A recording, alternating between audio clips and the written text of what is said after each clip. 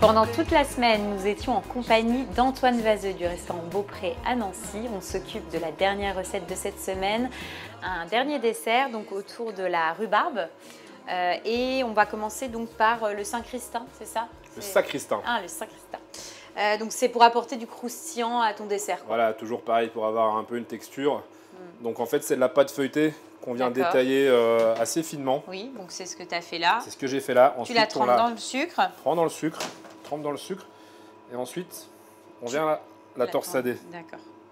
Et donc ça sera pour accompagner ton dessert, un dessert où tu vas décliner, hein, c'est l'esprit aussi de la maison, autour de la rhubarbe. C'est ça, la rhubarbe et le mascarpone.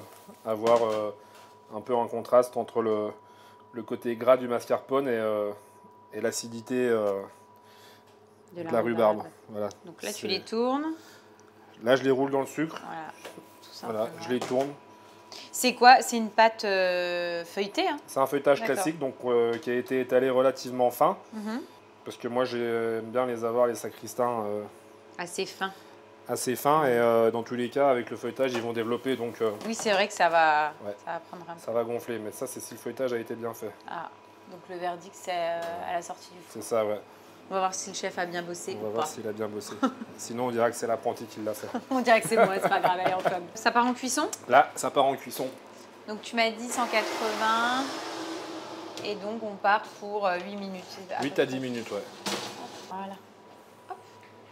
Pendant ce temps, qu'est-ce qu'on fait? On va préparer le cannelloni de rhubarbe. Oui. On a épluché les rhubarbes. Oui. Avec les épluchures, on a fait un sirop. Avec de l'eau, du sucre, les épluchures de rhubarbe qu'on va venir infuser dans ce sirop. Et après, on peut l'agrémenter encore d'autres choses. Moi, j'y ai mis de l'hibiscus pour la couleur. Une fois que ce sirop est bien infusé, on prend un économe, on vient faire de longues lamelles de rhubarbe. D'accord. Et ces lamelles, on leur verse dessus le sirop qui est bouillant. On le laisse toute la nuit, ça va permettre de les cuire. Mais elles vont garder la forme, elles vont garder la texture, ce qui fait qu'après, elles vont être malléables. D'accord. Et donc, tu les as mis, voilà, les unes... Tu as fait un tapis, en tout cas, pour accueillir ta préparation mascarpone. Voilà. Et ça, c'est une base de crème anglaise. Oui. Dans laquelle on met un tout petit peu de gélatine. Oui. Et ensuite, on vient, quand elle est froide, on vient la passer au robot. On vient la foisonner avec le mascarpone et dans une crème qui est assez légère. Et donc, tu vas tout simplement là, voilà, farcir ton cannelloni. On vient juste pocher. Ou ton maquis. Voilà. En tout cas, ton boudin. Mon boudin. Là, on va en mettre. On va faire ça. Ok. Et tu vas ensuite... Donc là, c'est un peu l'opération et la phase délicate. Hein, c'est ça, mais normalement, ça se passe bien. D'accord. Et tu enlèves ton film alimentaire et tu roules sur toute la longueur. Tu me conseilles de le faire avant pour que ça prenne? Ou le fait de le former correctement et de le serrer, après, je peux le couper dans la foulée? En fait, si tu le fais trop à l'avance, il faut faire attention. Juste, quand tu sors tes lamelles de rhubarbe, à bien les égoutter. D'accord. S'il y a un excédent ça va se gorger d'eau, ça va pas tenir. Ça va se gorger d'eau. Mais après, la crème, elle est quand même assez... elle tient. Donc, tu peux le faire le matin pour le midi ou l'après-midi pour le soir sans problème. Ça marche. Oui, il n'y a pas besoin de 24 heures de prise. Non, non, non, non. Et après, voilà, on a ce... D'accord. On a ce boudin. Donc là, tu le réserves au frais. Là, on le réserve au frais. Et tu vas sortir celui que tu avais taillé au préalable, non? Et puis, on va commencer à dresser l'assiette. C'est ça, tous les éléments.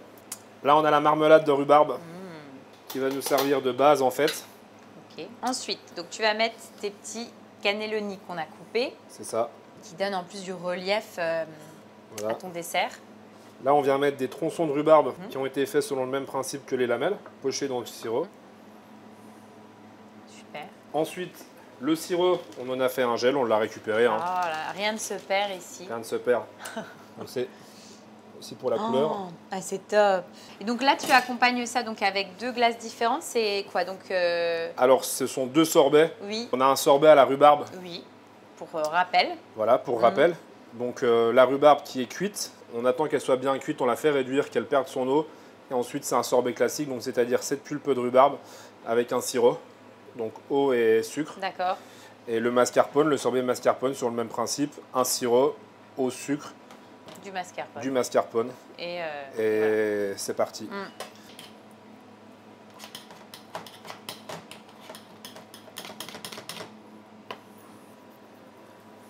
Que tu viens mettre.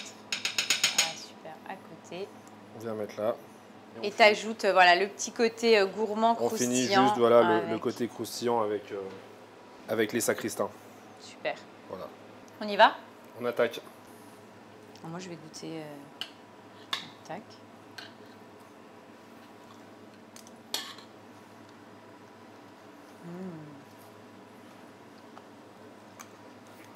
C'est top. C'est top parce que je pense notamment à ceux qui peuvent être des réfractaires, tu sais, de la rhubarbe, parce que c'est vrai que ça reste quelque chose qui a une vraie acidité. Et là, c'est vraiment adouci par le côté mascarpone. C'est gourmand et puis l'aspect sirop, quoi. Donc, on l'a vraiment adouci. C'est vraiment tip top. Et puis, ce qui est sympa, c'est ce jeu de texture, parce que quand tu croques le cannelloni, tu as le croquant, c'est moelleux dedans. Tu le retrouves sous différentes formes, donc non, c'est bien. Une belle déclinaison encore.